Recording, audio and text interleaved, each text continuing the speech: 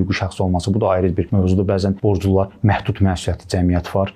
Məhdud məsuliyyətli cəmiyyət hüquqi şəxsin ən geniş yayılmış formalarından biridir, amma məsuliyyəti məhduddur. Niyə görə belə bir addım atılıb? Misal üçün, bəzi ölkələrdə var ki, qərb ölkələrində məhdud məsuliyyətli cəmiyyətin nizamnamə kapitalındakı payın limiti qaldırılıb. Amma Azərbaycanda bu limit çox azdır. Onunla məsuliyyət müəyyən etmək olmaz. Belə çıxır ki, məhdud məsuliyyətli cəmiyyət yaradıb müxtəlif şəxslərə borclanmaq ola bilər. Nəticədə təsisçi məhdud məsuliyyətli cəmiyyətin öhdəlikləri üçün məsuliyyət daşımır. Məhdud məsuliyyətli cəmiyyət də, yəni MMC də təsisçinin öhdəlikləri üçün məsuliyyət daşımır. Və hesab edirəm ki, bu belə olmamalıdır. Bunun həlli yollarının təklifin bundan ibarət ola bilər ki, MMC-lərin nizamnamə kapitalının minimum həddini qaldırmaq ki, məsuliyyət hardasa sığortalana bilsin. Düzdür, başa düşürəm, belə olduqda sahibkarlıq fəaliyyətinin inkişafına müəyyən əngəllər yarada bilər, amma təcrübəmdə çox görmüşəm ki, MMC-lərdən istifadə etməklə müəyyən dərəcədə faktor olur və borclanma, hətta vergi orqanlarına çox sayılı, çox yüklü vergi borclanmaları olur.